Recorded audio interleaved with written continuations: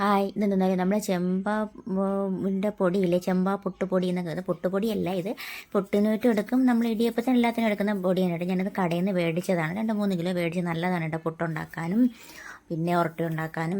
ഞാൻ ഇടിയപ്പം ഉണ്ടാക്കാൻ വേണ്ടി കുഴച്ചതാണ് കേട്ടോ. ഞാൻ ആദ്യമായിട്ടാണ് ഇതിലുണ്ടാക്കി നോക്കുന്നത്.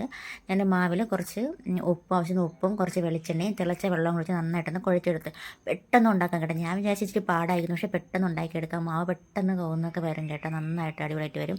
എന്നിട്ട് ഈ മാവ് ഞാൻ സേവനാഴിയിലാക്കിയിട്ട് ഞാൻ വട്ടയിലയിലാണ് വെച്ചത്. അങ്ങനെ സ്റ്റീമറിൽ ഫുള്ളത് വെക്കാൻ പറ്റത്തില്ല. ഞാൻ വെച്ച് ഇഡ്ഡലിക്കുട്ടത്തിൽ വെക്കേണ്ട, ഇങ്ങനെ ആകുമ്പോൾ എളുപ്പമുണ്ടല്ലോ എന്ന് വിചാരിച്ച് ആദ്യം ഞാൻ ഒരിലയിൽ വെച്ചിട്ട് എടുത്ത് വെച്ചിട്ട് അടുത്ത ഇലയും കൂടെ എടുത്ത് വെച്ച് പിന്നെ ഞാനത് മാറ്റി. കാരണം അതിൻ്റെ അടിയിൽ ഒട്ടിപ്പിടിക്കുന്നെങ്കിലും വെച്ചിട്ട് ആദ്യം ഒരെണ്ണം വെച്ചിട്ട് പിന്നെ ജസ്റ്റ് ഒന്ന് ആവി കയറുമ്പോൾ അടുത്ത ഇല വെച്ച് കൊടുക്കും.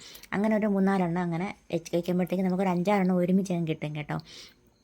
പക്ഷെ നല്ല ടേസ്റ്റ് ഉണ്ടായിരുന്നു. ഞാൻ തേങ്ങ ചേർത്തില്ല കേട്ടോ. തേങ്ങ ഇടാത്തത് ചിക്കൻ കറി ഉണ്ടായിരുന്നത് കൊണ്ടാണ് ഞാൻ തേങ്ങ ചേർക്കാത്തത്. അല്ലെങ്കിൽ ഞാൻ തേങ്ങ ഇട്ടാണ് ഇത് ഉണ്ടാക്കുന്നത് കേട്ടോ. നന്നായിട്ട് ഇങ്ങനെ നമുക്ക് കിട്ടുകയും ചെയ്ത് പെട്ടെന്ന് ഒരു 10-15 മിനിറ്റ് കൊണ്ട് പെട്ടെന്ന് ഉണ്ടാക്കിയെടുക്കാം. ഞാൻ ഉച്ചയ്ക്ക് തന്നെ ചിക്കൻ കറി ഉണ്ടാക്കി വെച്ചിട്ടുണ്ടായിരുന്നു. അങ്ങനെ പിന്നെ വൈകിട്ട് നമ്മളെ ചെമ്പാവിൻ്റെ പൊടി കൊണ്ടുള്ള വീശപ്പവും ചിക്കൻ കറിയുമായിരുന്നു കേട്ടോ. നല്ല ടേസ്റ്റ് ഉണ്ടായിരുന്നേ. ചിക്കൻ കറിയും കൂട്ടി കഴിച്ചപ്പോഴത്തേക്ക് അതുകൊണ്ടാണ് തേങ്ങ ഇടാത്തത്. അപ്പോൾ ഇന്നത്തെ വീഡിയോ ഇത്രയേ ഉള്ളൂ. പിന്നെ എൻ്റെ ചാനലൊന്ന് കാണുന്നവരും ഇഷ്ടപ്പെടുന്നവരും ഒന്ന് സബ്സ്ക്രൈബ് ചെയ്യാൻ മറക്കല്ലേ. അപ്പോൾ ഓക്കെ, ബൈ, സീ യു. അടുത്ത വീഡിയോ ആയിട്ട് കാണാം.